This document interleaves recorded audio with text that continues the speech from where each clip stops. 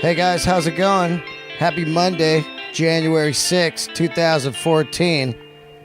Yeah, got a great podcast today for you guys, a little rock and roll. You like rock and roll? I say you like rock and roll! Paul Stanley, I used to try to do Paul Stanley. Like, yeah! That's like his Lick It Up thing. Whoa! Don't want to wait till you know me better. I don't even know why I'm doing Kiss. It's stupid. This episode's nothing about Kiss. Just fucking being dumb today. Anyway, hope you guys had a great weekend. I had a good one. Did some shows, of course. Before I even start up the episode, just run through some stuff going on this week that's pretty important. I hope to see you guys, if you live in California, somewhere. January 8th, San Diego American Comedy Co. January 9th, Hollywood Improv. And January 10th, Ice House. Me, Jim Florentine, and Don Jameson are going to be out doing live Comedy Metal Midgets, Let There Be Talk podcast, and doing comedy shows. So get off your fucking ass. Get off your ass. Come out. Come be part of these podcasts. We got some secret guests. I don't want to tell you who they are. We got some rock stars. Got some rock stars coming down. We're going to interview them live. And then me, Don, and Jim are all going to do some stand-up sets. It's going to be a night of metal and comedy. Anyway, come out, guys. Come on. Support this. It's going to be fun. We're doing it for you guys. Fuck, man. It's a lot of work. I want to see you guys out there. Come support some metal, rock, and comedy all in one night. So that's got that off the chest right there. That's this week. This week. What else? Big show in the Bay Area. January 25th just came through. Going to be featuring for Pauly Shore at Yoshi's. Bay Area Del Razors. Come out, man. It's going to be fun. Pauly Shore. Hey, buddy. Totally. The Wheeze, buddy. Pauly Shore, man. I mean, there was no cooler guy on MTV back in the day, right? Just rolling with rock stars, meeting chicks and stuff. Pauly Shore, buddy. That's terrible. I can't do him. I love him, though. Come out, man. We're going to have fun. Oakland, Yoshi's, January 25th. All right, got that shit out of the way. Here we go. This episode's very, very cool. It was one of the ones I did while I was in San Francisco last month. On my show today is Steffan Chirazi. You're wondering who that is? Let me tell you right now. He's basically the British version of Cameron Crowe. When he was 14 years old, he started writing for British mags. His first interview was Lemmy at 14 years old. Lemmy. Can you imagine you're 14, you're doing a story on Motorhead and Lemmy? You're going to hear that story. It's great. What else? This was cool. At one point, he got me an audition for that band, The Four Horsemen, that were on American. We forgot to talk about that, but I wanted to just bring that up. Some of his first stories were he covered Metallica on the Ride the Lightning era. He wrote for Kerrang!, one of my favorite rock mags ever. Then he started writing for Rip, which was probably the best rock mag in the States back in the days, just covering all the greatest rock shit going on. Famous, of course, for those Rip parties back in the day, where I saw Temple of the Dog play. I seen Guns N' Roses, Alice in Chains, Soundgarden. Rip parties were epic time. Steffan, then he wrote for Bam Magazine in the Bay Area, raw power column, where he'd find like up-and-coming bands and pump them up, and usually the band would have a fucking record deal. That's what kind of power Steffan had for a little bit there in the Bay Area, man, which was cool. He used his power to help young bands.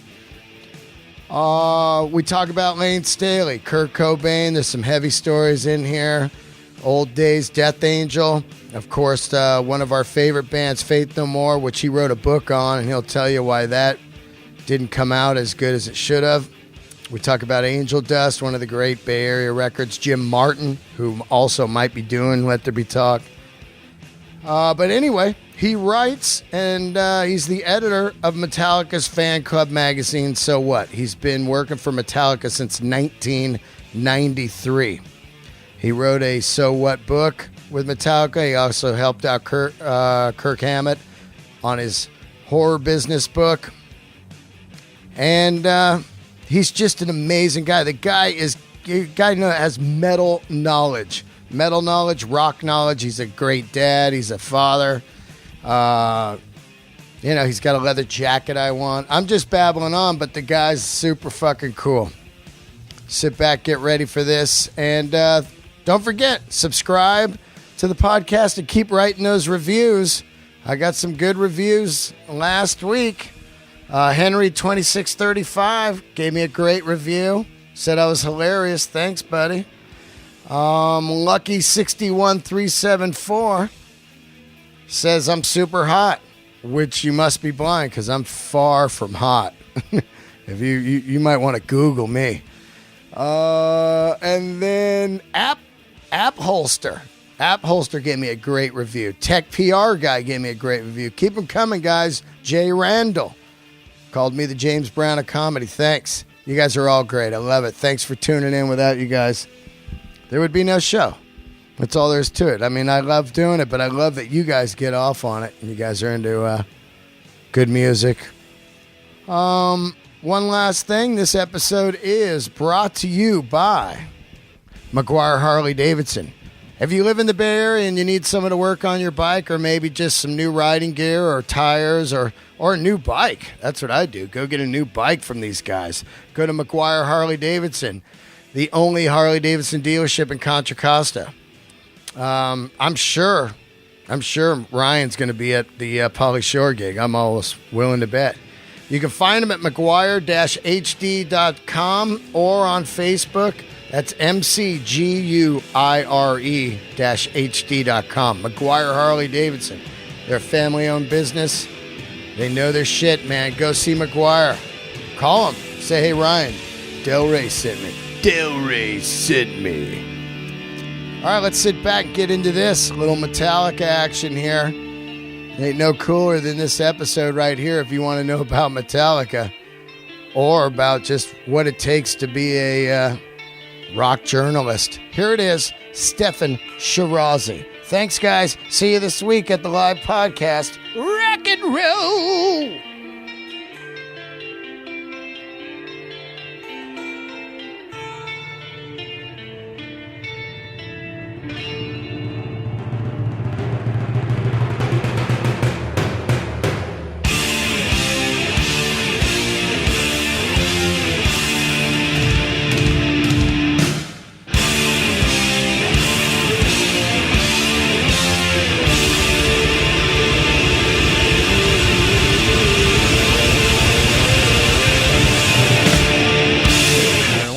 Hey, what's happening, guys? Brand new episode of Let There Be Talk right here. Another one in San Francisco. Marathon today, man. You're my sixth guest today. My sixth guest. My guest is Steffan Chirazi. How long have I known you? I ask each guy this because it's like San Fran Chronicles. I think it's got to be the 80s. I mean, what? Like, I'm thinking it's 87, 88. It's pretty early on. It's really early. Kat Sadowski. That's right. We meet through Kat. Met through Kat. And you move over here from where? I moved from London. You moved from London, and the way I know you is I read Kerrang magazine my whole life. Like, Kerrang was the metal Bible. Right. It's a London rock mag that was incredible. It was. Let me bring you a few steps back, because I think it's kind of Rip. Narcissistically interesting. Yes, absolutely. I want to know everything about it. My 5 minutes, and I'm going to... I want it. So I started writing when I was 14 for my school magazine. You're 46 now. I'm 46 now. Yeah. Wow. Yeah, right? 46. I've been doing this for 33 years. Unbelievable. A rock journalist. Where's my gold watch? Yeah, right? But seriously, 14, and I interviewed Lemmy for my school magazine. In London? In London. I was a young man. I dragged my buddy along, we used to go to gigs together all the time. I said, "You're a photographer, grab that camera." And Lemmy was great. I mean, Lemmy, he didn't just respond positively to the request. Right. You know. How'd you get a hold of him And- back then? There wasn't like Well, I email sent a and shit. letter. No, you sent a letter, like, you know. And To the record company? No, to his management, Graybray, Gotcha. at that point. And I mean, seriously, I can't remember. It might have gone by carrier pigeon. I can't even remember. But it was, I mean, literally, I typed this bloody thing on my dad's typewriter, and I got a letter back saying, "Let me request your presence." And I think it was Olympic Studios in Hammersmith at 7 p.m.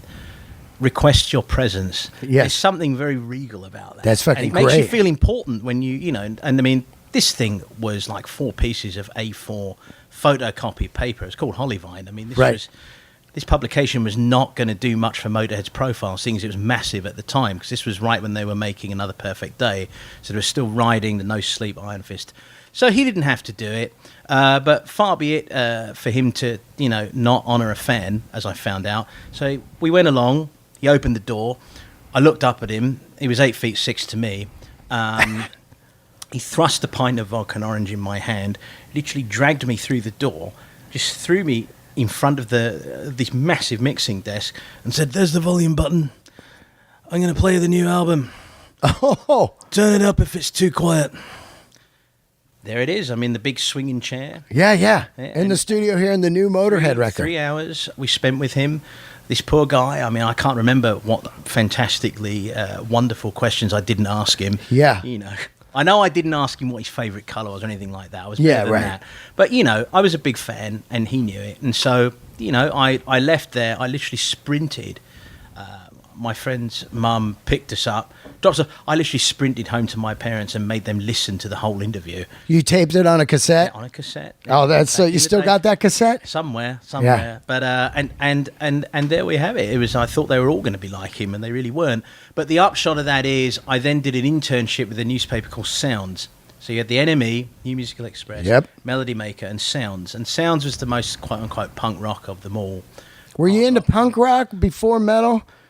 Like I was into everything before metal. I mean, when I growing up, my dad dragged me into all sorts of great music. So, you know, I mean, when Low and Heroes came out from David Bowie, Yeah. I got them the day they came out. The Wow. Stranglers, Black and White, I remember that.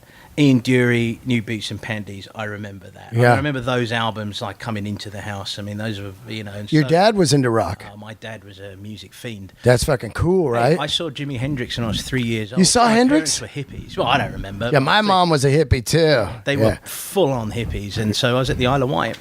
Unbelievable. Yeah, it's unbelievable to me. Did Free play that one? Like, I can't even remember Hendrix. I know. playing it. Yeah, right. No, I but- don't think they did play that one. I don't. They played one a few- I don't know which one it was, but I Yeah. know that. Well, there I was, and apparently I nodded. I was asleep, which I mean, I was. Yeah, of course. Yeah, 3. Probably Yeah. a bit much for me at that point. Yeah, but so anyway, back to the 80s, and I did an internship. I wrote to Sounds and basically requested an internship. I mean, and they said, sure, you can come up and hang out in the editorials. And there was one particular writer called Gary Bushell, who became very well known later on for his for working for some of the biggest tabloids in Oh, those shitty Britain. London rags, the big ones? the Sun and so on. Yeah, and so yeah, of forth. course. They're he the was- originals, right? Besides the Inquirer here. Yeah, they were the ones. But he was the punk. He was the punk and metal guy, and he was fantastic to me. He was really great. And Jeff Barton was the editor of Sounds at that time. And I did something. Another Perfect Day came out, and it got absolutely slaughtered. Basically for two reasons: one, that Brian Robertson wasn't Eddie Clarke. Yeah. And two, that he did make the double error of wearing a disco vest and white shorts and not playing any of the classics live. He wouldn't do any of the classic songs. And I think his first two shows with the band, one was a festival in Wales and the other was the Hackney Heavy Metal Speedway Festival, which was basically a Hell's Angels gig. Wow. And you know, those boys, they want to hear The metal. Overkill, they want to hear Bomber. They want to hear Motorhead by Motorhead. They don't want some nonce in white shorts and a disco vest. Yeah. Well, I don't do those.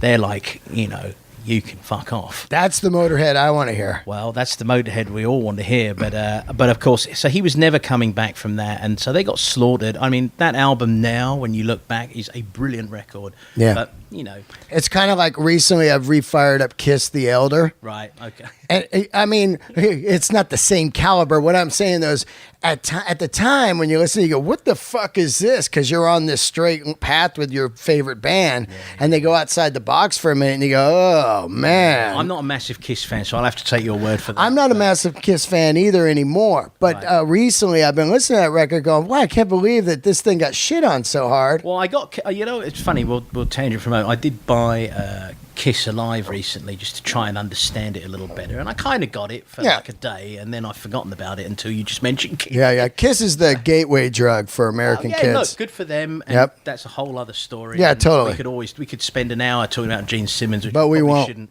But just to go back to this and conclude it, I wrote this absolutely. He was the most sophomoric, just pathetically obsequious fanzine defense of Motorhead for this album, because as Gary Bushell said when they published it on like July 15th or whatever they did, 1983, he put his arm around me and he said, this is fucking brilliant. He said, a fan writes, he said, as it should be. He said, we got too many fucking idiots in this place who just want to look cool. He goes, this is great. That's so I got my half page, and then I went to see Motorhead in Dublin at a festival with Black Sabbath when Ian Gillan was singing. Oh, I saw that. And I got passes, and I went up to Lemmy, and he just gave me a massive hug. At that point, I was still short enough to wear and he was wearing boots, that my nose ended up in his armpit. I can still remember that smell. Yeah. And he just said, he said, thank you very much, Steffan. That was really great. And it was like, that was like God had spoken to. Yeah, hell yeah. Fucking God had spoken to me. Yep. Yeah, so I proceeded to get completely arseholed. And yeah. And the ferry ride back that night, I remember completely hammered, threw up on myself. Del Rey style. Yeah. And I remember struggling up the stairs to get to our flat the next morning. I remember it's a long ferry journey back, all this business back from Ireland. And I see a brown envelope against my door, and it's the first free album I've ever received. Wow. And it's of a band whose demo tape I'd already received through the tape trading circles. Right. And that demo tape was an orange C60 Agfa cassette. I remember that. Yeah. That had the words "No Life Till Leather" on it. Oh, so I'd already shit. heard that before, and I was like, these guys are fucking great. I wonder what's going. Do this. Back a year earlier, I opened that envelope, and it was "Kill 'Em All," and that was the first free record I ever got. Who sent it to you, Brian? That was MFM, Music for Nations. Right. At that point, Jem Howard and Martin Hooker, who owned the label, and so. About 6 months after that, I started writing for a free paper called Soundcheck, and then from there, I was invited by Sounds to become. Do you want to be a freelance heavy metal critic? By this point, I've just crawled across the threshold of being 16. Yeah, 16. And I was like, it's like. Are you out of school? Oh, I'm still in school. Yeah. And I was like, this is great. You're like, what's his name on Almost Famous? Right, and that's something I've heard a lot. Mm-hmm. I heard a lot back then. Right. And I was like, "Are you kidding? This is great." And so I was like, "Yeah." And they're like, "Well, who should we be covering?" I'm like, "Got to do this band Metallica. You got to do this band. They're amazing. They're this California band, and and bubbly bar." Someone I remember in the editorial said, "What? Are they a bunch of hair farmers?" I'm like, "No." I said, "Not these guys." Yeah. And so. Metallica were putting out an album called Ride the Lightning at that time. Oh, yeah. Which was the first paid review I ever did. Is that right? Sounds was Ride the Lightning. And then the first time I ever went on an aeroplane was to go and interview Metallica in Paris. Wow. And that was my first paid feature. And that was the Ride the Lightning tour? Well, they were playing festivals. It wasn't the tour yet. I gotcha. So this was Breaking Sound in Paris at a place called Le Bourget. And and so then I mean, I was so naive. When we came into land in Paris, I looked at the photographer I was with. I said, "Are we stopping to get more petrol?" I mean, I was that green. Yeah. And I got the obligatory phone call at 4 a.m. Excuse me, would you come down to the lobby? We have to talk to you about the damages, the television through the window. And I'm like, I haven't thrown anything out of the window. You must come immediately, otherwise we send the police. And so, of course, I go down in my bathrobe, and there's guys in the lobby going, yeah, just fucking with me, and so then, and it all kind of started then, and so I got Venom into sounds. I spent a lot of time with them. I did a heavy metal import column. I was the metal guy for sounds for about a year and a half. But then it kind of got weird. I was doing my college entrance exams, and I'd then fly off, to LA to do Twisted Sister or something. Yeah, right. This was a wild. It's two different existences. You're in school, but then you're in this rock world that's outlaw, no rules. Right, but the key was that I was so shit scared of fucking up that I did not ever get into drugs. I drank, but never to the point where I couldn't remember, because I didn't want to fuck up. I'm like, I've got this chance. I don't want to fuck it up. Right. I don't want to fuck up. I remember I was always driven by this kind of nervous curiosity in a way, and but then I started to encounter quite a lot of jealousy, from some of the editors, I think, and it got pretty weird. I won't get into the long spell because we don't have the time, but it got really weird. And to cut a long story short, I thought, I've got to move to America because I love America, and I think I can probably, be a stringer in ICE, get the stories and send them back. Right. And a lady called Marianne Hobbs had blazed that trail in the sense of she had gone as a sounds writer, and then later a Kerrang writer, and she was living in LA and doing it. Lovely lady, and she actually now is a really well-known Radio 1 DJ. I mean, she's got a massive... right. She actually was probably responsible for launching dubstep and all that stuff. Oh, wow. She's really... Yeah, she's got a great reputation, but she's a great person, and I always, anyway, I took great influence from her. Sylvie Simmons was already out here doing stuff, and she'd been doing stuff for sound, so I thought, I can do it. I remember telling Cliff Burton, Metallica were over in, I think it was... I'd done a story with them in January of 1986 in LA to preclude Master of Puppets. Right. Okay? And I'd spoken to my editor, who was a complete cock, actually, this new editor. That sounds... Yeah, he was horrible. And I'd said to him, hey, we should put this band on the front. And he actually looked at me and said, you have no idea what you're talking about. He said, this, holding up a Husker Du tape... Husker Du. ...is the band that are going to be on the cover of this magazine. Not your heavy metal oik friends, was what he said. You get a page and a half, that's it. Wow. And I was like, wow, okay. Husker Du. Right. I mean, I'll tell you, at the very end, okay, Gary Bushell sponsored me for the journalist visa. He was leaving to go to the Sun newspaper. Yep. Everyone at Sounds and everyone was like, fuck that guy, what a sellout, when they all would have actually probably stabbed their own mothers for that. Of course, that's what everybody says. Yes. And so Gary put himself on the line, and he looked at me and he gave me the letter, and he said, if I was your age, I'd be doing exactly the same. So that was pretty big of him. My sounds editor at the time, Tony Stewart, editor is a loose term, he basically, when he found out, went ballistic and had me frog marched out of the building. Wow. Now, this was a building with a long corridor. Yeah. Okay.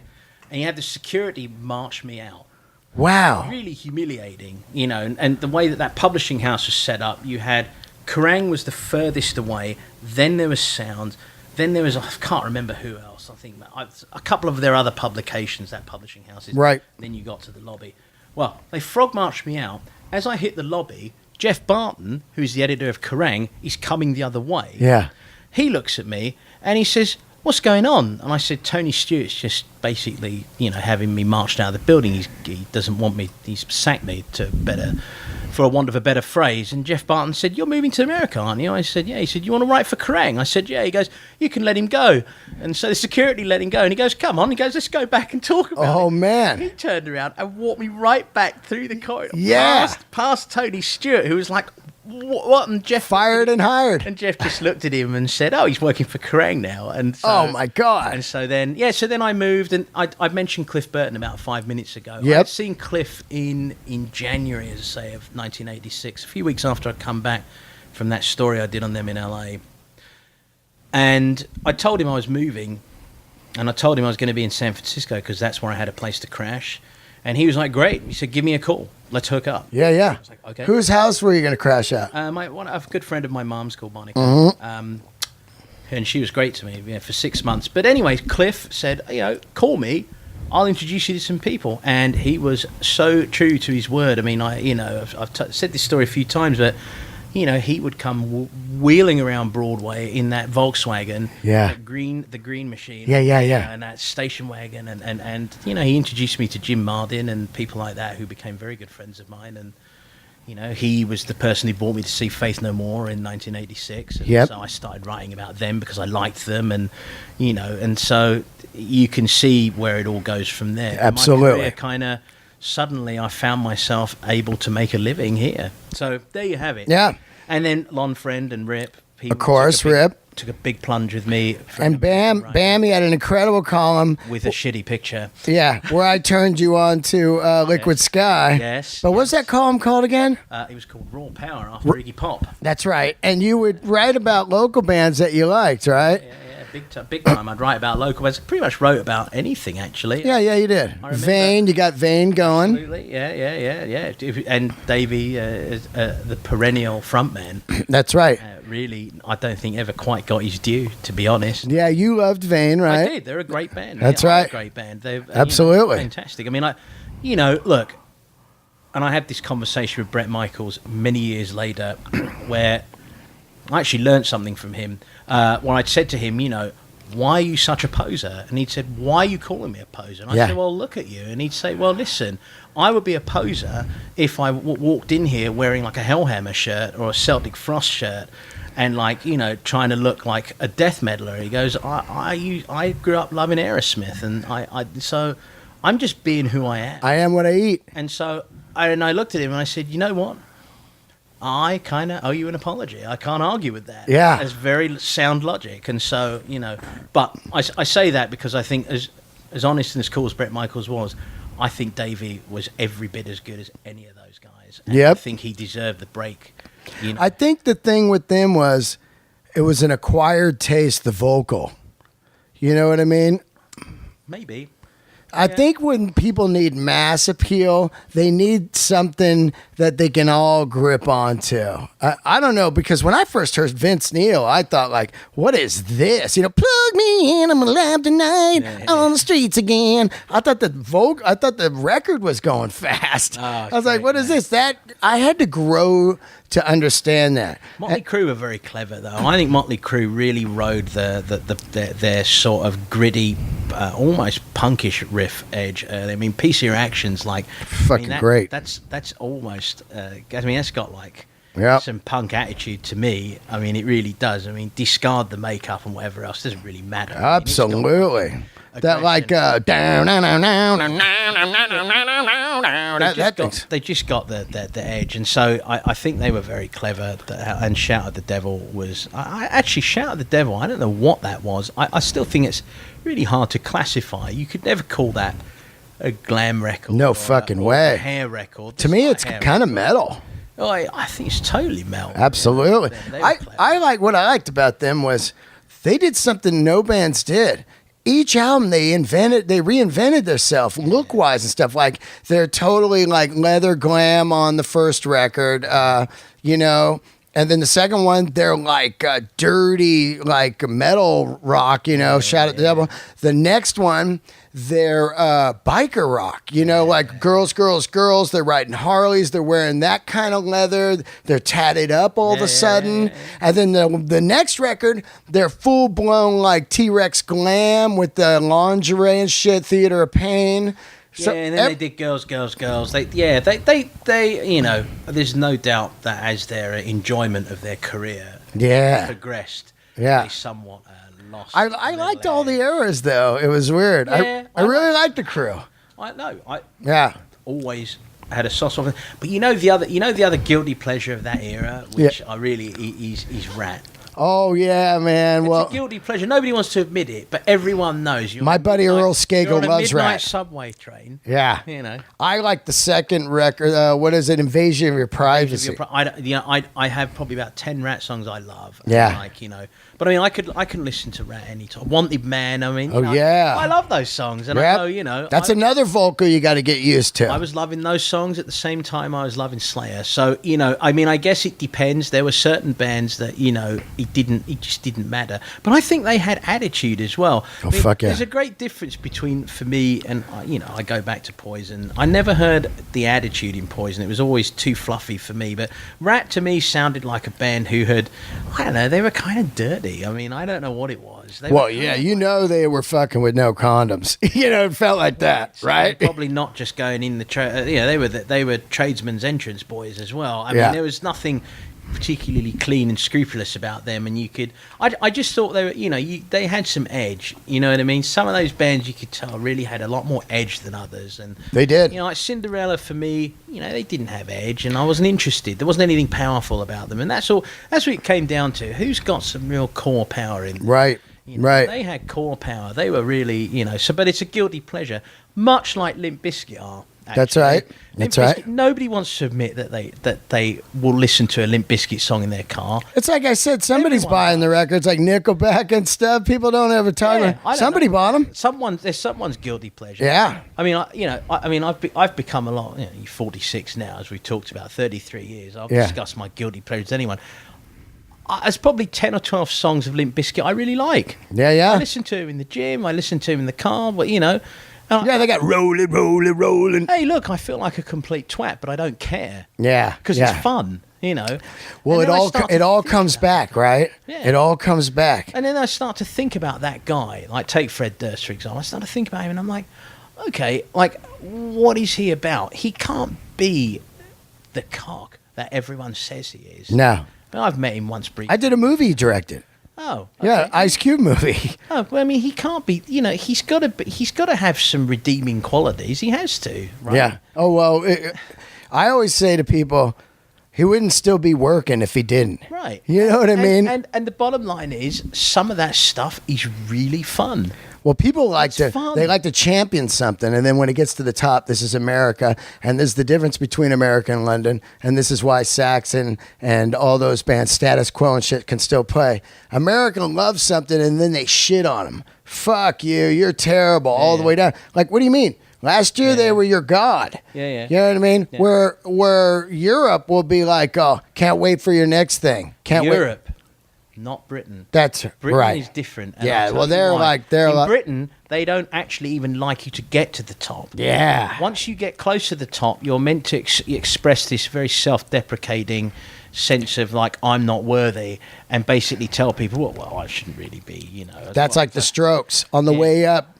Britain loved them. Right. And then as soon as they were about to crack, they're like, eat a dick. Yeah, I mean, they're quite brilliant Oasis. And I mean, look, whatever about Oasis later years and output, whatever, good for them, bad for them, whatever. The first few albums were fantastic. That first record is brilliant. And you know what? They just raised a big middle finger to everyone. So great. Fuck you. They were, they're like the last rock band, don't you think? They made it uncool to knock them, which was something so amazing for a British band to come through. I mean, I can't think of many. You think of all the huge bands that come from Britain. They had to come to America to really make it. Yep. To really, even Motorhead had to come to America to sort of be, and now, of course, they're venerated back in Britain as a national treasure, but right. didn't want to know them for a long right. time. Yeah. So, and it's just all, so, I don't know. Britain's a strange place. I mean, I think it's, but Germany and those countries, for example, are loyal as fuck. Oh, hell yeah. Yeah. So point taken on that. But I got some good memories with you. Really good memories. One of them was,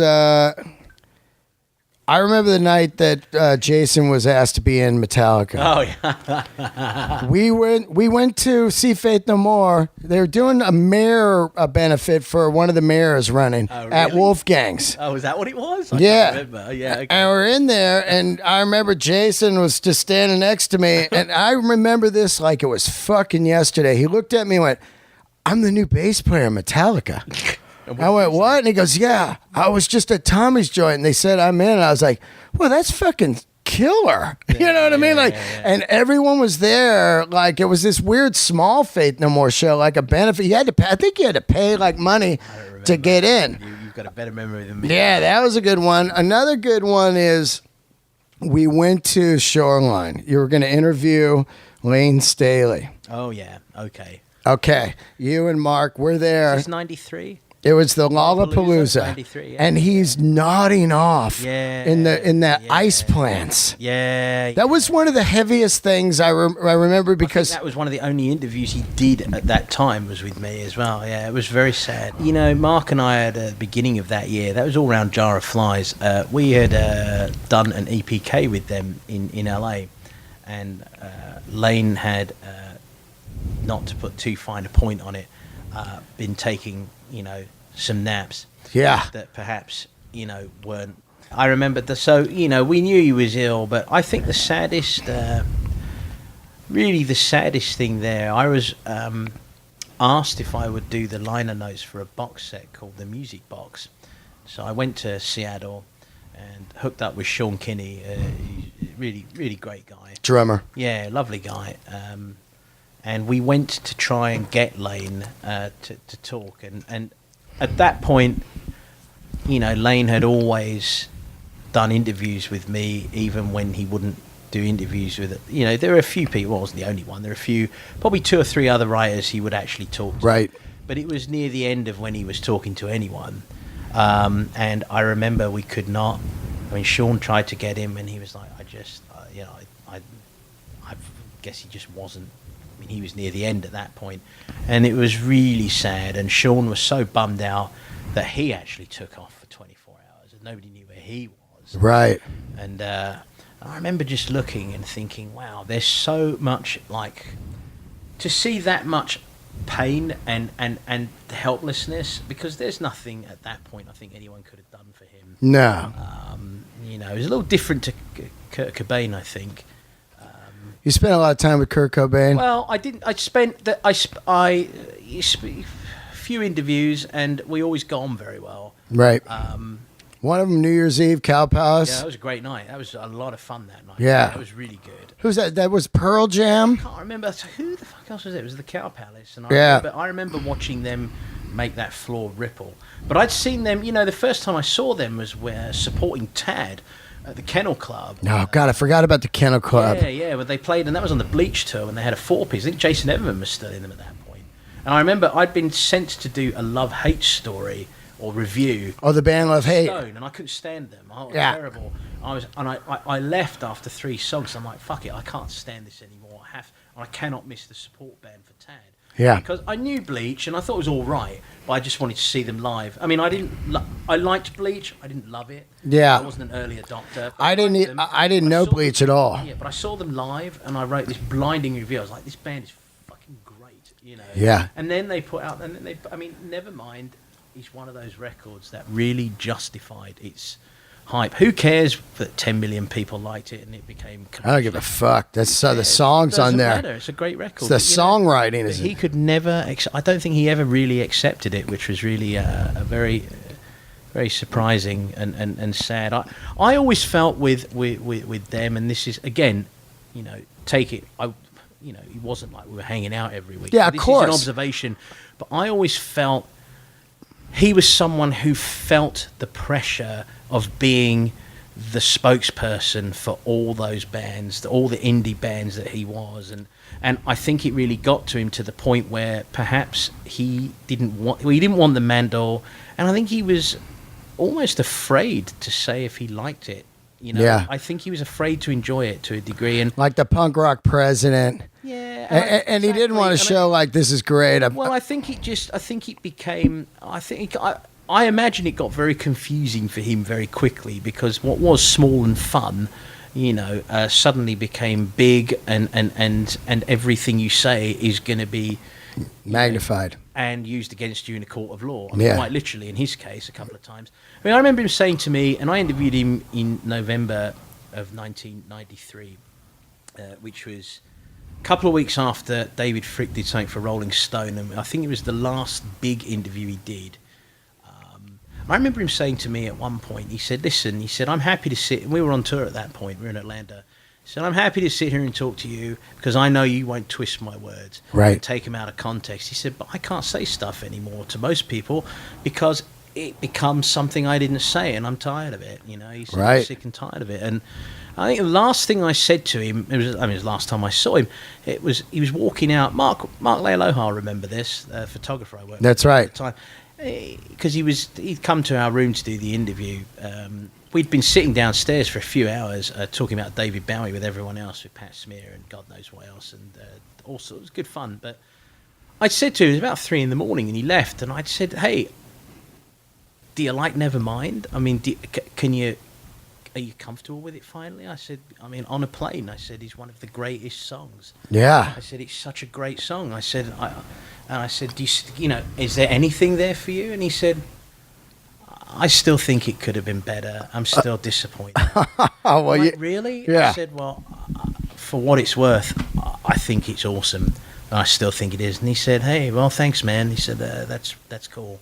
Yeah, that's great. Right, see you later. And he sloped off, but he was still uncomfortable, I think, with that notion. And yeah, it was interesting that because when he died, I was really bummed out, and that sort of stuff. You know, why would you get bummed out? And you know, and there was all this. Well, Courtney did it, and Courtney, no, she didn't. At the end of the day, I mean, what a load of rubbish. You know, I don't think she helped. Yeah. I don't think anybody helped, and I don't think he helped himself. I don't think, you know, at the end of the day, you're responsible for yourself to a great extent. And I mean, again, I'm sure she didn't maybe help matters, but I don't believe that anyone, you know, would have wanted that to happen to him, least of all her. I mean, you know, I do think that somewhere she must have loved him and he must have loved her, otherwise they wouldn't have been together. So absolutely. But I went through this whole period of thinking, you know, oh fuck her, she's responsible, and you know, and it's bollocks really. It's just a sad thing. He wasn't cut out for it, you know. Yeah, that's right. Really sad, you know. But that was a big loss. That was the first time I got offered a lot of money for an interview tape. So I got a call from Television offering me 20 grand for the interview tape, and I just said to them, "Why don't you read the magazine?" Yeah. They said, well, we want to hear the words. I said, well, you can read the words and it's free. Yeah. Like, you know, they're just looking for fucking... Well, they just want the audio, yeah. Yeah, and I refused to do it. And I've got the tape somewhere. I have to find somewhere in a vault. And I did say, I said that I would give it to his daughter because we had a discussion about his daughter on tape. Oh, wow. And so I thought it might be nice if I ever do run into her to give her the tape and she can do what she wants with it. But... that'd be great, just to hear her dad talk. Yeah, because after the show in Atlanta, she was about, I don't know, she must have been a year old at that point, his daughter, and he was feeding her after the show, an hour after, and my son was a year old. Right. And he was, so we were talking about kids a year after this gig, an hour after this gig, we're talking about kids. And yeah. And it's really funny. Captain Punk Rock. Right, talking about kids in the corner of the dressing room when Michael Stipe is in the other side of the dressing room and all sorts of arrangements were being made for Kirk to go and hang out with Michael Stipe. And I mean, my observation was that he didn't give a monkeys. He was just quite happy feeding his kid. And we're kind of talking about kids, you know.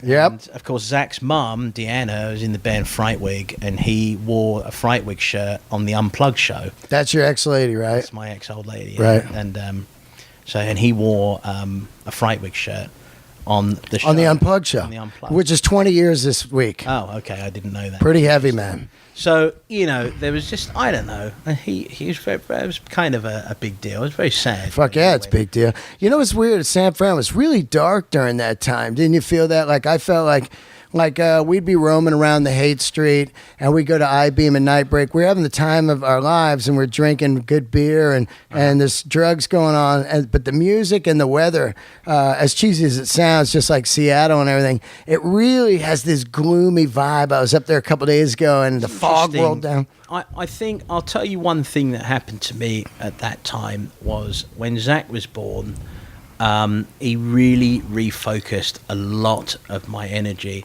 So whereas before that I had been a night guy, like I'd stay up all night with a pot of coffee, writing my stories, and then I'd bugger off around the corner to either Church Street Station at that time or Sparky's. Yeah, Sparky's. Yeah, one of those. Espresso bean shake. Right. Well, I just had breakfast and then, whatever. I was a night guy. And then when he was born, I was like, I want to make sure I do the right thing by him. So I was kind of insulated from that by my own twist and turn in life. Right. And that marriage went south, and so that obviously takes up a certain amount of energy. So I don't know, I think I missed a lot of that. I do remember it feeling a little empty here for a while. It did, right? Yeah, but to be fair, I don't know that it's ever felt full again, so I don't really know. I mean, the Bay Area Thrashers are the guys who kept it alive, and they continue to kind of keep it going. I think, some of these guys are coming back with, I don't know if you've heard Death Angel. Well, the Death Angel album's great. It's phenomenal. Have you heard Craig's new band, Spiral Arms? I haven't. Oh, that's a fantastic record. Wow. I just had Mark on the show. Yeah, well, and right. Yeah. The thing I love, and I've been here for 5 days, is when I'm here and somebody's sitting on the couch here in my hotel room that I've spent years with. Yeah. And I think about and I just said to somebody else that was here, we're still alive, and we're connected by these incredible music memories. Death Angel. I mean, my story. Obviously, we go back to when we met, Kat Sadowski. That's right. But you did I ever talk to you about when I went on tour with them in 1988? Oh, it's fantastic. With Vane? No, with Death Angel. Oh, Death Angel. Yeah, no. Mark Lealoha and I went on tour for 3 weeks. Oh. With them, this is back when you could. I mean, it was. We need a whole night to tell you about this. Right. So I'll spare you the gory details of, the glass eye, one arm roadie, stuff like that. The complete twat of a tour manager. Who anyway, we got there. This tour manager, basically. Tour manager? He was a tour manager, purported to be. He basically said he had no idea we were meant to be there. And that if Kat set it up, Kat would have told him. He said he had no idea we were meant to be there. He didn't have room for us to go to Europe from London, with them. And we're like, what? And the band are like, what? And so we came to a compromise whereby there were 2,500 T-shirts sitting in customs at Heathrow that nobody had done the paperwork on. So we said, well, how about if we sell shirts? We'll take enough. You and Mark? Yeah, we'll take enough to keep us going. Let's sell shirts. And Kat was like, great, I'm really sorry. I don't know how this happened. She was trying to, and this tour manager's like, well, all right, we'll squeeze them in the van and we'll squeeze you in. Well, within 3 days, I looked at Mark and I said, I can swear on this podcast, right? Yeah, hell yeah. I said to Mark, if that fucking cunt comes near me one more time, I'm going to fucking deck him. I said, I've had it up to here. I said, I was fuming. The upshot was that we had to hire our own vehicle and travel behind them. Oh, fuck. So afraid that I was going to deck this guy and it was just going to kick off. Wow.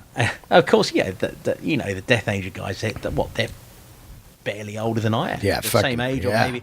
So they're like, whoa, So we went around Europe for 2-3 weeks selling T-shirts. And remember in Holland, Mark went forward to take pictures, and some kid used his head as a stepping stone to the stage via the crush barrier. So he comes back with what actually looked, honestly, like a vagina in the middle of his forehead. Just gash. I mean, absolutely a gash, right? Bleeding, and he just turns around and carries on selling T-shirts. I mean, it was. I chipped my tooth on a pizza. It was like, man, stupid shit. And it was just stupid, goofy, dumb crap that was happening. But there were a lot of little stupid stories. But that was with Death Angel, and what I always remember is Marcos Agueda just always up. Someone got arrested. I can't remember where that was. I can't remember why. But he always smiled. he was always had such an optimistic view of everything. Yeah, and good dude, right? He still has it. He does. You It's see crazy. That guy, he and I were talking. We're just smiling, laughing our heads off. He's, you know what? Bless him. He's someone who really embraces the positive in life, and he's just such a nice person to run into. Yep. You know. Yeah. Genuinely. You know, some guys complain about what they didn't get. He never does. He's happy for what he got. Yep, exactly. That's how you got to be. Continues to get. Yeah. What about the what I think is one of the best records ever to come out of the Bay Area is Angel Dust, Faith No More. Oh. Let's talk about probably one of the greatest tours. Also, I remember I went to Davis and saw it. I think Caius opened. They were the opener. And are you talking about the Faith No More, or was this Faith No More, Caius? Okay. But I was in Europe, and here's the epic tour I was out on. GNR, Lenny Kravitz, Black Crowes, Faith No More. Now, I actually Lenny Kravitz has black toilet paper in one of his houses. What? I know this for a fact. No. Yeah, no, he does. It's great. Anyway, that's a little tidbit. But what about that? He's a good bloke, actually. I was very surprised. It's very nice. Yeah. Oh, fuck yeah. Really nice. Yeah, it's a great tour. Well, okay, where do you want to start? Well, Angel Dust is... You start me and I'll go. Because as you know, I spent a lot of time with Faith No More. That's right. To me, the band's done once Jim Martin's out. You feel like that?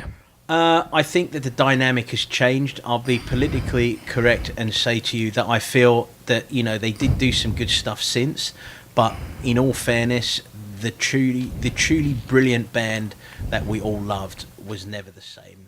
And I think, and you know, I've had many discussions with the members of that band about this. The thing that made Faith No More so utterly excellent were the counterpoints, and the fact that they did not all sing from the same hymn book. Hell no. But they were all such good musicians that they found a way to make it work. And I think that Jim's counterpoints to what the other guys were bringing were vital. Oh, absolutely. Even his presence was enough to ignite them to, I think, go into uncomfortable places. That was always my feeling. Their shows were incendiary for that reason. I mean, you know, I think it's really interesting. I pondered this a lot.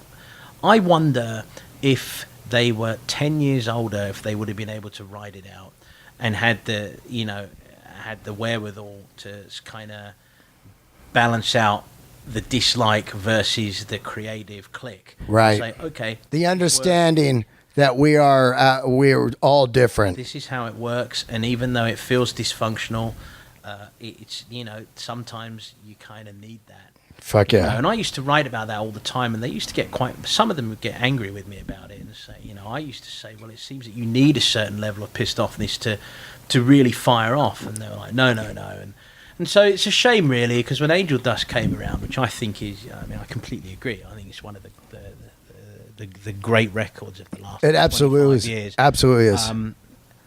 I mean, to be fair, the real thing's not far off, but Angel Dust is a different... It's just such a different animal. Well, it's eclectic and it's weird and it takes in styles and...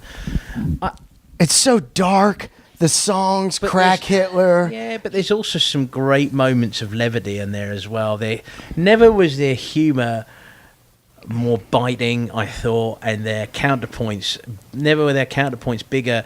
And it's sad because making that record, there was a lot of division and they were arguing with each other a lot.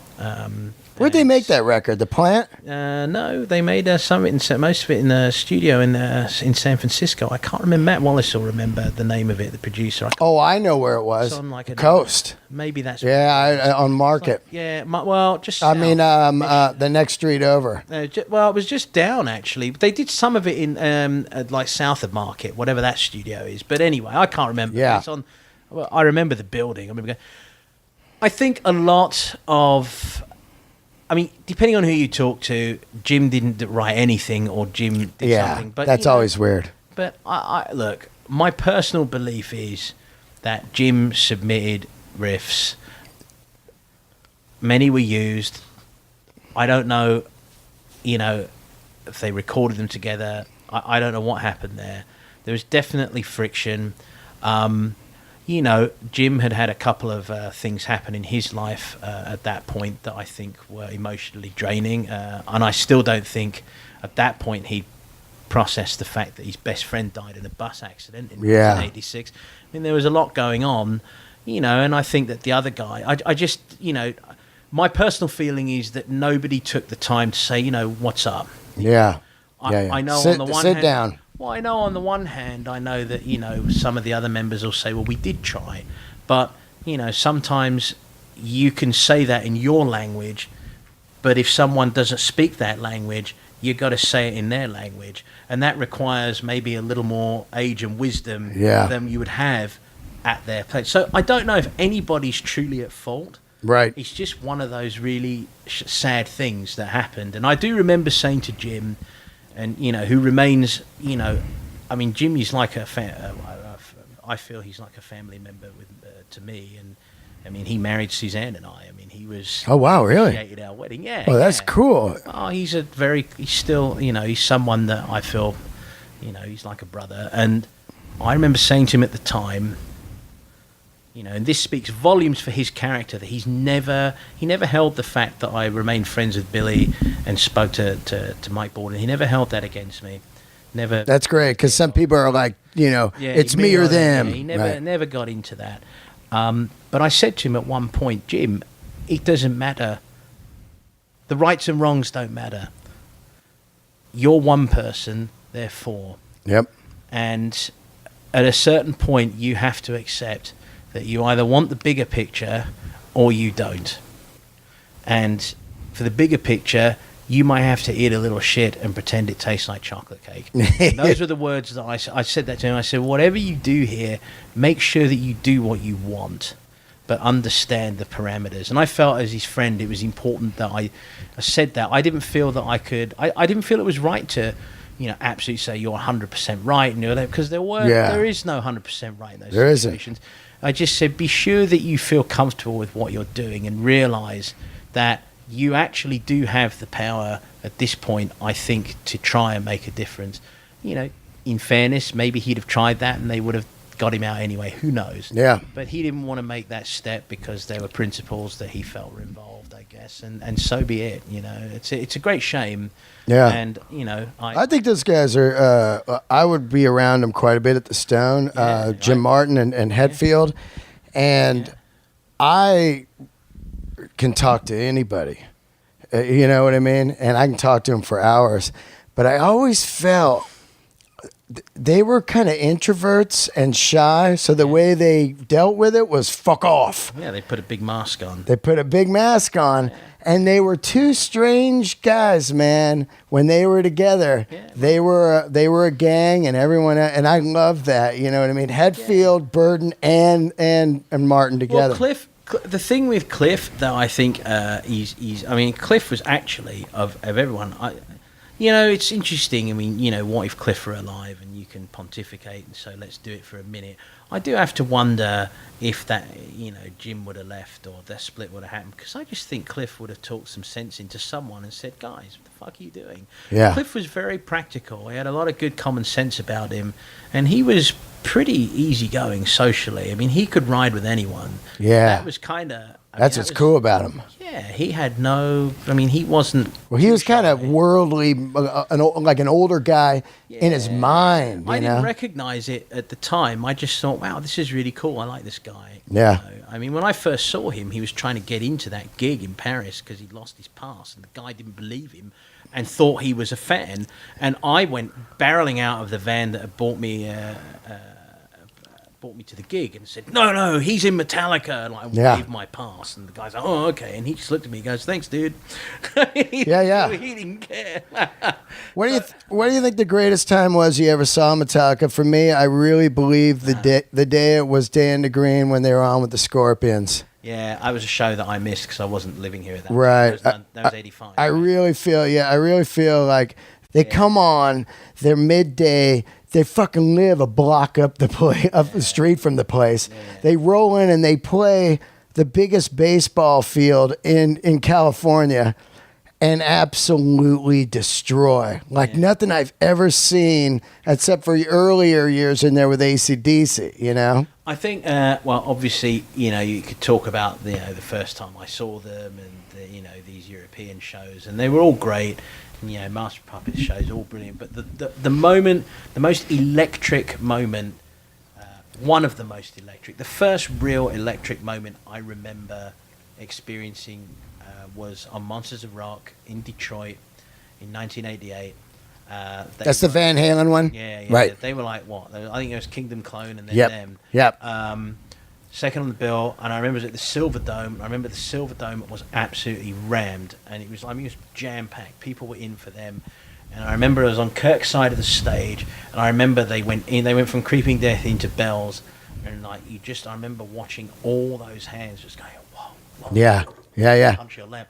And I remember Kirk playing and looking over his shoulder and saying, "Fuck, man, this is so fucking cool," like something like that. I remember looking, and my view, I kind of was turning my head, and the fucking crowd was going ballistic, and there was this energy, and there was these wide-eyed wonder from all of them. They all were just like feeling that like moment. It's on. They felt that moment, and I think it was exciting because you realised that they were about to conquer everyone, and it really felt like the little guy had won. There was the big fuck you. Yeah. And I mean, so that was pretty. I mean, I've probably seen, you know, shows that might have been better, but of course, was a really electric moment. That was like with me.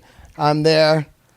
Yeah. These are guys I see at a fucking club, and then to me they were like, "Hey, I know these guys. Yeah, I fucking know. They're on this stage. There's 65,000 people, and to me it was like, hey man, shit could happen if you're in a band." Well, this is why, and this is one of the things with them that's been consistent throughout their career, and for me, and obviously I speak with a little bias because I work with them and I do the magazine. However, that also gives me the perspective of being able to see things that people don't. Yeah. And what I love about them is, and what I think everyone has to love about them, and I mean has to, you know, and that includes all these like losers who slag them off for selling out. Yeah, fuck that. You know, these guys consistently challenge themselves. So, at the moment that it could get comfortable, they seek something else. Yeah. So look at what they've done just in the last 3 years. They went and did a record with Lou Reed. Yep. Which, I mean, everyone like shit on him. Of course, I will now tell you that in probably 3 or 4 years, someone's going to unearth it as a lost treasure. Of course. You know how that one goes. Yeah, I actually liked it. I liked it, and I put my hand in there and liked it and was laughed at. And slowly but surely, some people are, well, it wasn't quite so bad. When Lou Reed died recently, I tweeted, I even liked Lulu. Yeah. Because I liked it and I explained this on an interview I did recently where I said, do you understand how outside the box that is? I mean, the whole thing was like, the whole thing was just completely and utterly experimental for them, especially as well. But you know, there they are in their late 40s, embracing a challenge like that, and then they go and make a movie, which is just crazy. Yeah. And they don't just make the movie; they decide to do it. They pay for it, and trust me, they spent a lot of money, and they will be paying for that film for quite a while. Yeah, they're eating it right now on it. Yeah, I mean, you know, but they take chances. They take chances, and this is the thing, and this is why I think when they were doing the film, I remember thinking, you know, this reminds me of.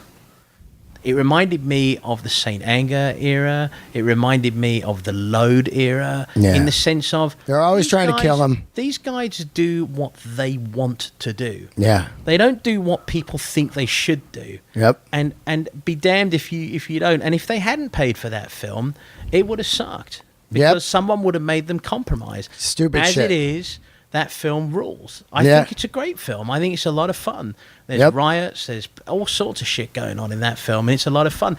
And so even if you don't like them, I think you have to respect the fact that they take chances. Now, someone can turn around and say, well, they can afford to take a chance. No. You know what? It doesn't matter. Nobody can afford to lose money. $10 million. Doesn't matter. Like, that stings no matter how much money you got. Yeah, and it might even be more than that. I don't know what the figures are, but whatever they are, they'll make it back in the long run. But the point is, they put it out. They take chances.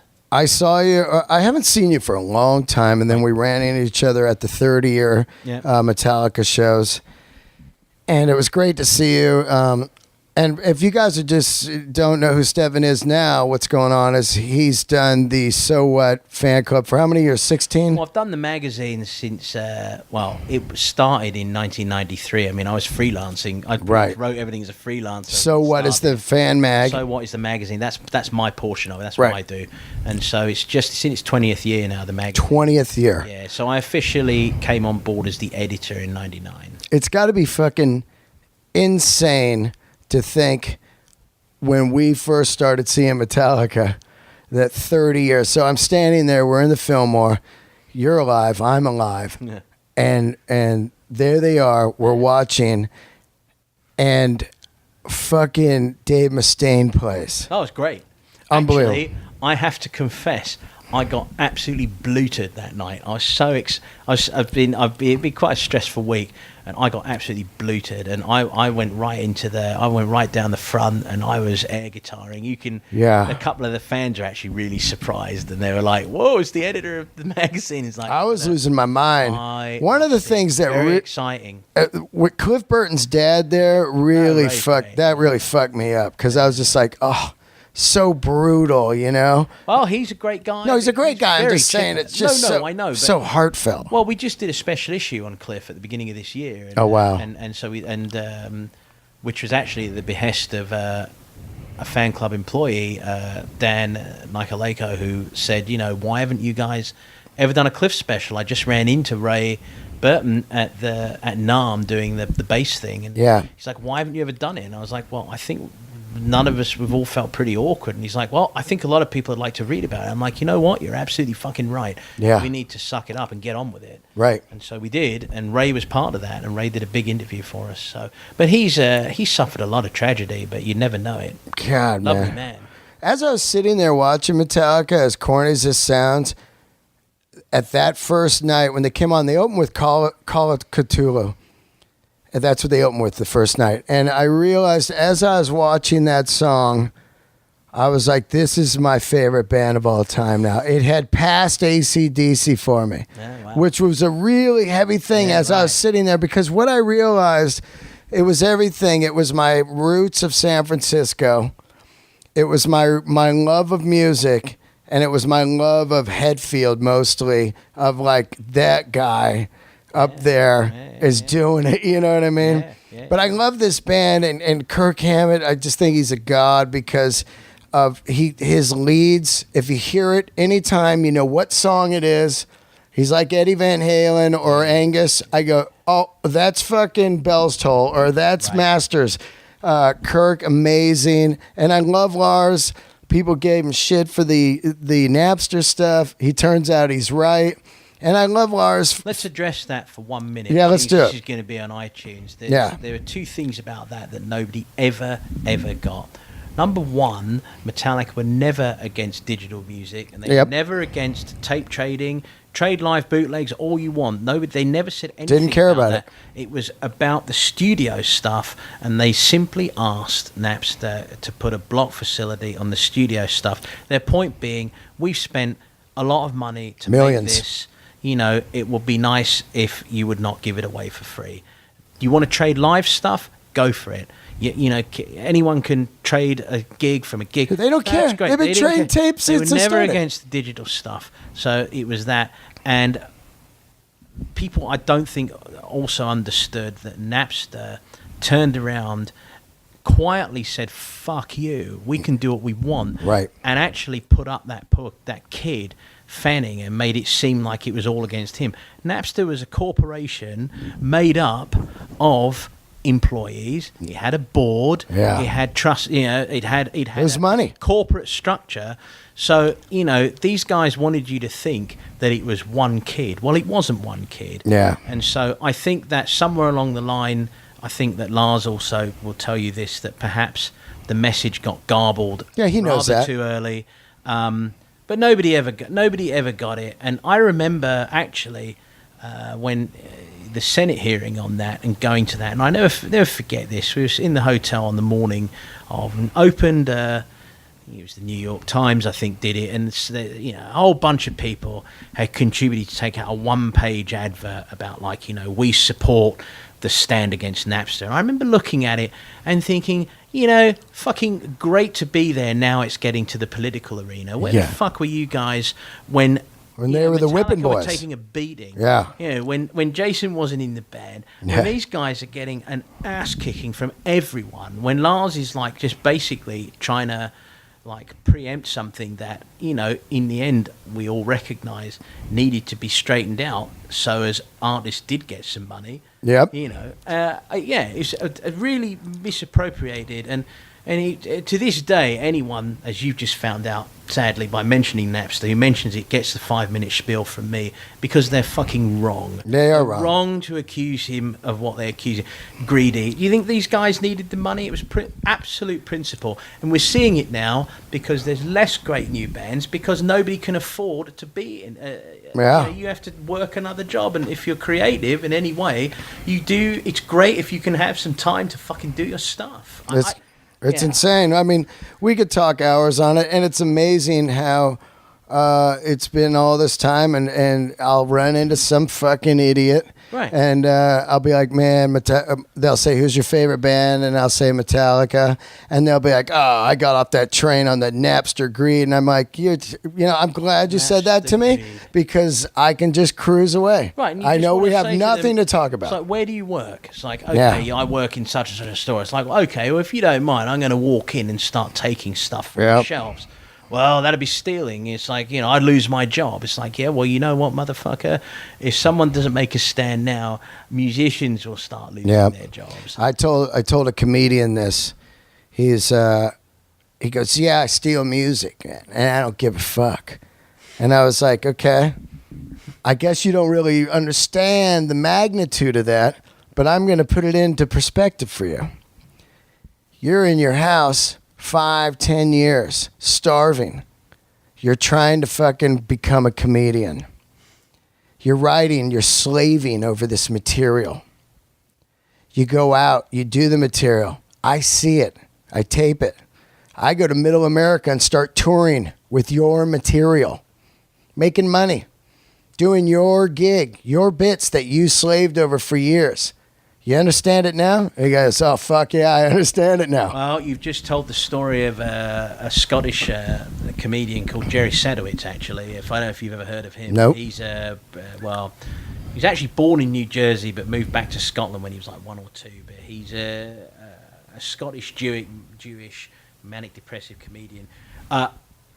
Probably the rawest, most feral, cleverest, nastiest, funniest, most politically incorrect, yet somehow intellectually genius comedian I've ever seen. And I've seen him several times, and he's also one of the top card magicians in the world.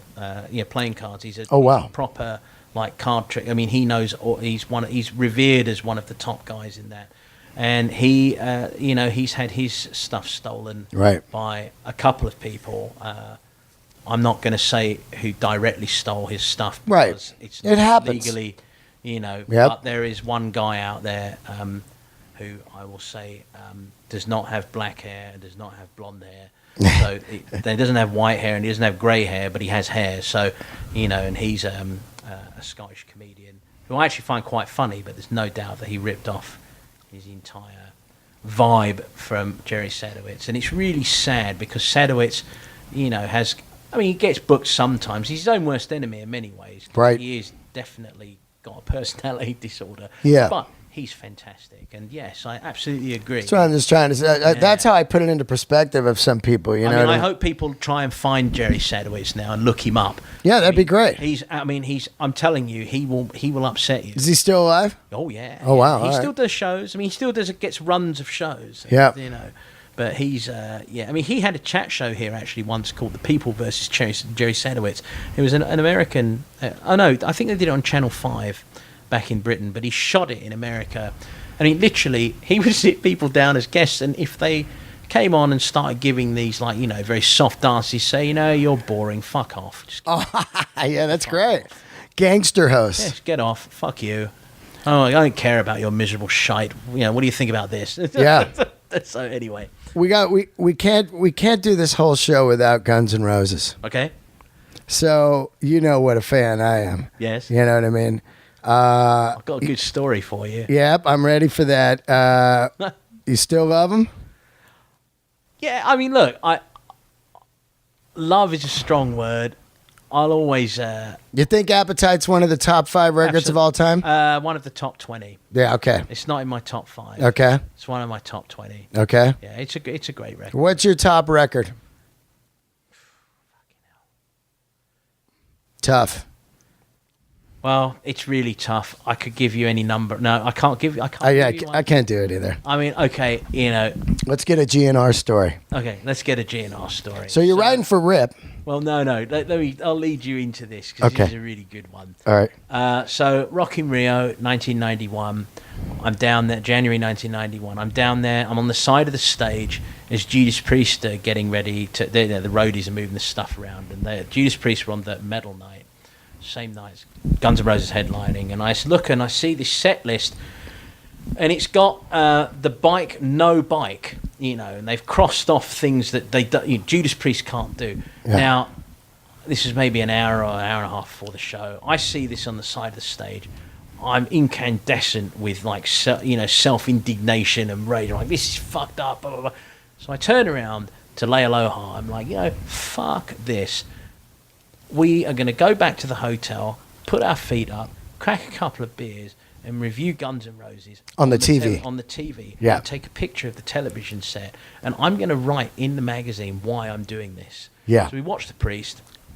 In the end, actually, he did come out on his bike, but after much fighting, as I understand. Because Axl was like, "That's too." Don't know, but we'll get there. Okay. So.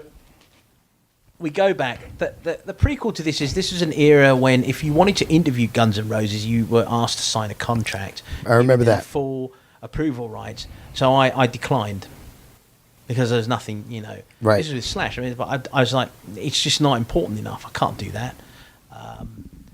So I did this review, and I mean, to be fair, I slaughtered Guns N' Roses for that. I was like, this is awful. These kids have paid a month's wages, and they tried to get Halford not to ride his bike, and they tried to nobble. Like, what the hell is this all about? They're fucking with other bands' stapled performances. I was not impressed. So fast forward maybe a month and a half after that, and the phone rings, and I'm like, hello, who's this? And he goes, he's Axl. And I immediately said, fuck off, Lars, and hung up. Yeah. Because I thought of course. I thought Lars was fucking with me. Yeah. Lars Ulrich. I thought Lars Ulrich was fucking with me.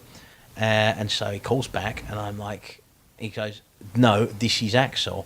And I said, well, how did you get my number? Mm-hmm. There was a mutual friend who'd given him the number. And so I'm like, well, what's up? Yeah. So he paints my ear for like 15 minutes. He gives me a right old tongue lashing and get fucking this and fuck you and fuck Kerrang and blah, blah. And then he said, you want to fucking know something? You could just fucking find me and ask me yourself. I said, hang on. Yeah. I said, do you understand what you've just said? I said, do you know how hard it is to find you? I said, you're impossible to speak to. Yeah. I said, I have to sign a contract giving away any rights I have to even interview a member of your band, not you. I said, you think that I could just find you and talk to you? I said, dude, you are in a parallel universe, and it ain't the same one that I'm living in. This is not reality. Yeah. And he's like, what do you mean? I'm like, think about what... And so I went through this again, and I heard the wheels clicking in his head almost, and he goes, wow. He goes, yeah, I guess you're right. I said, if I'd have known, do you think I would have wanted to do this? No. I said, Rob Halford is a fucking metal god, and I see that you guys are scrubbing the bike, and I'm like, fuck you guys. I'm like, you would do the same. I said, if you were in my shoes. He goes, yeah. He goes, it would look pretty shitty. He goes, I didn't want that. I would never have said anything like that. It wasn't anything to do with me. Right. And I'm like, well, how am I meant to know that? Yep. I said, you're hard to get a hold of, dude. And so he was like, well, okay. And I'm like, I'm sorry if it came across wrong, but that's what I thought was going on. And he's like, so we somehow eased through it. And he was really, and then he was very nice. He had a long conversation. At one point, he asked me if I was recording it. And I said, of course I'm not recording it. I said, yeah. Fucking answered the phone. just picked up the phone. Yeah, what are you talking about? You know, you called me once. I thought you were Lars, and I hung up. He's like, you know. And he said, and so we talked. He was. This was when he was going through his Aaron Everly thing. Yeah. He was going on, and then he said to me, "You recording it because you know?" He said, "If you were recording it, you could just turn around and sell this for a lot of money." I'm like, "Dude, that's not how I am." I said, "I don't do that stuff." I'm like, "Whatever." Like, yeah, you've never been that guy. No, I never will be. I mean, you've been around some serious dirt. Absolutely. And you, I mean, I was around you a lot of times, and you're never. I'm not into that. You're not, which is great because then rock guys feel comfortable around you. Right, and if anyone ever does want to do a proper book or a proper thing, they know that Anyway, that's a whole other. It's just not totally can't do that. Yeah. So we talked, and everything was fine. And the upshot of it was he invited me then to come and visit to listen to Use Your Illusion. That didn't quite happen. But then he said, we're coming to San Francisco. He got in touch with me. Greatest show ever at the Warfield. Got in touch with me and he said, I'd love to see you as my guest. Like, come hang out, blah, blah, blah. He said, the one thing I ask is that you don't write anything for Kerrang. Fuck those guys. I fucking hate them. And I said, I sent back word through the PR. I said, in all honesty, I can't do that because Kerrang pay my rent. Yeah. Right now, I said, I can't do it. I said, so thank him very much, but I won't take those tickets and can't. And Lay Aloha duly snuck a tiny camera in, literally gaffer taped under his nutsack. Whoa. And took pictures, and I wrote a massive review, and that was it. And we just went on, and I've never spoken to him since. Wow. And I haven't. I mean, the Use Your Illusion, the stadium tour, the Metallica. I mean, I was out on all of those, and I saw a bunch of the parties and crazy shit, and I saw crazy stuff, and I get the impression with him. I mean, I remember a time at the Le Parc Hotel, I think it was, where Baz, Sebastian Bach, and Lars were playing tennis at 4 a.m. I need not break that down any further. And we get Axel saying, hey, could you keep it quiet? I'm trying to get some sleep because we were jumping up. Oh my God! On his ceiling, but I get the impression that he was really a really decent guy who had too many yes men around him. That was always what I felt. Right. And, he probably didn't make it easy to stand up to him. I don't deny that. And I don't deny that drugs and whatever else. But I've got to feel that somewhere in there, he always struck me as someone who could take the truth if he believed that you were telling him the truth for the sake of the truth and not just to be a dick. Right. You know what I mean? Right, yeah, but yeah. He didn't have enough people like that around him because the gravy train's too thick, bro, Fuck yeah, the money trail. So, I don't know. I mean, I really, it's a shame he's not famous really anymore in that sense because you need people like that. Yeah, we do. I just wish someone... We need outlaws, right? We need outlaws, but I wish someone had been able to be a little more honest with him and like, dude, think about this. I mean, who knows? Maybe they did, and I don't know, but I don't think so. I don't either. Anyway, yeah. All right, we got to go. We got to get to my show. You've got a show to do. You're going, right? All right. Okay. Look here, man. I love you. Yeah, it's great. It's good to see you again. It's so great to have you on. Yeah. I'm glad that Metallica's around. You're working for them still, and just incredible. And James is still my dream interview, which will never happen. But he did sign a laminate of mine a couple of years ago. I said, you got to sign this backstage. He goes, why? I go, because I just wanted. He thought I was going to sell it on eBay. So he's like, he's paranoid about that. Yeah, I'm like, dude, you're a god to me. This is a laminate, and you're the only autograph I really need. Yeah, they're I understand that, but I could go on and on. But again, they're really great. They're great people, and love them. Yeah. I mean, so fan club. So what? That's the mag. So what is the mag? And the you got some books out. Fanzine had a couple. Well, yeah, we did a book of a long time ago now, about 10 years ago. Right. So but I'm just saying in case people want to check it. And Kirk Hammett just did a book last year, Too Much Horror Business, which I helped him with. Okay. That's another excellent book. But the Metallica book you can still find. And the Faith No More book. Yeah, well, that one that's a whole other story. When that got printed, the publisher used the wrong manuscript. Oh. Unproofed manuscript. Ah. So I was reading that book in tears, and they were not of happiness. Okay. So you got a Twitter or anything? How can people say I hi don't to do Twitter. You know, you just hide out. I hide out. I have a Facebook page where I steadfastly refuse people. There you go. So don't come to that yet. I'm looking into setting up a public page one day. I think. I hope so. I'd like to set something up whereby maybe people can get access to old stuff, but it'll take a while. I keep myself to myself. Yeah. I mean, people coming to my Facebook page, don't bother, because you'll only see pictures of dogs and kids and waffling on about pets, and you don't need that shit. You got something I want over there. I'm sure you got. You cannot have my dog, the greatest dog in the world. I don't want your dog. Okay. I want all my cats. I want one of your Metallica leather tour jackets. Justice or the Snake tour. I've only got one. You only got one? Which one you got? I got the Justice one. God, I've been trying to get them on eBay. There was one on eBay. It was a medium, though. Somebody Really? on. Eventually people are on tour. They don't fit them anymore. Yeah. But that's what I'm looking for. That's one That's one I'll keep. I love those leathers because they had the embroider. Yeah. She got the scales. Yeah. All right, let's get the fuck out of here. All right. Steffan Chirazi right there. There he is. Thank Let there be you. talk. So great. See you later.